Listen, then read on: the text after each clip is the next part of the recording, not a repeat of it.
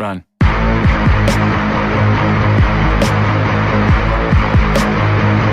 Everyone, welcome to SVJC Dronacharya Defense Training Sports and Educational Academy, Karimnagar.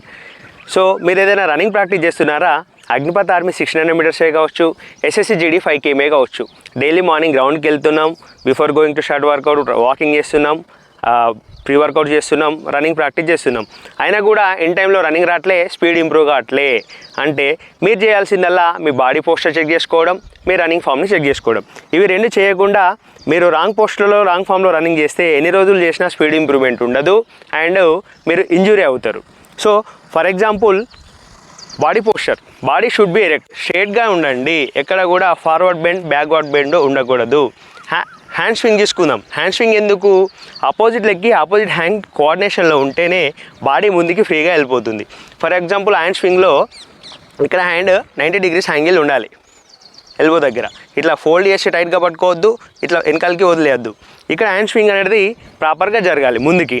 And ఎప్పుడు కూడా hand swing మన బాడీకి హారిజాంటల్గా జరగద్దు, ఓకేనా? వెర్టికల్గా మాత్రమే హ్యాండ్ స్వింగ్ జరగాలి. అదే లెగ్ విషయానికి వస్తే ఫుట్, మనం ఎప్పుడైనా టో పైన రన్ చేయాలి, ఫాస్ట్గా ముందుకు వెళ్తాం అనుకుంటాం కదా. టో విషయానికి వస్తే ఫుట్ ముందు ఉంటే 4 foot, మధ్యలో అయితే మిడిల్ ఫుట్, బ్యాక్ ఫుట్ అని చెప్తాం. టో స్ట్రైక్ అయ్యే దగ్గర ఈ టో స్ట్రైట్గా స్ట్రైక్ అవుతుందా? ఫర్ ఎగ్జాంపుల్ నా ముందు ఒక లైన్ ఉంది చూడండి, ఈ లైన్కి స్ట్రైట్గా టో స్ట్రైక్ అవుతుందా, లేకపోతే బయట సైడ్ ఎవర్షన్ ఆ లోపల సైడ్ ఇన్వర్షన్ జరుగుతుందా?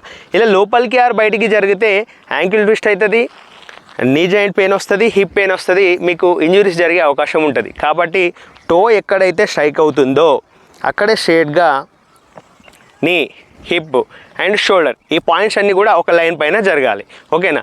దీన్ని ఖచ్చితంగా చెక్ చేసుకోండి. అప్పుడే ఫర్ ఎగ్జాంపుల్ 5 km చేస్తున్నాం, 5 km రన్నింగ్ చేసేటప్పుడు సైడ్స్ ఓపెన్లో రన్నింగ్ చేస్తే సైడ్ ఎంత పడితే కోఆర్డినేషన్లో హ్యాండ్ స్వింగ్ కూడా అంతే పెట్టుకోండి. హెవీగా పెట్టుకోకండి, స్ట్రాంగ్గా పుల్ చేయకండి, తొందరగా మీరు టైర్డ్ అయ్యే అవకాశం ఉంటుంది. అదే 600 meters అనుకోండి, ఫాస్ట్గా రన్ చేయాలి కదా, లాస్ట్కి 100 or 200 meters మీరు స్ప్రింట్ కొడతారు, ఫాస్ట్గా రన్ చేయాలి. అప్పుడు మాత్రం షోల్డర్లో పవర్ జనరేట్ చేసి హ్యాండ్ పుల్ కూడా స్ట్రాంగ్గా పెట్టుకోండి. ఇది స్ప్రింటింగ్కి. ఇలాంటివి చెక్ చేసుకోకుండా మీరు రన్నింగ్ చేస్తే ఇంజురీస్ అయ్యే అవకాశం ఉంటుంది, స్పీడ్ ఇంప్రూవ్మెంట్ జరగదు. ఫర్ ఎగ్జాంపుల్ మనం స్పీడ్ ఇంప్రూవ్మెంట్కి ఏబీసీ డ్రిల్స్ చేస్తున్నాం అనుకోండి, ఈ లైన్ ఏదైతే ఉందో కరెక్ట్ దానిపైన ఫుల్ స్ట్రోక్ పడి హ్యాండ్ స్వింగ్ కూడా ప్రాపర్గా జరిగినప్పుడు మాత్రమే. ఇప్పుడు హైనీస్ చేస్తున్నా చూడండి, చెక్ చేసుకోండి.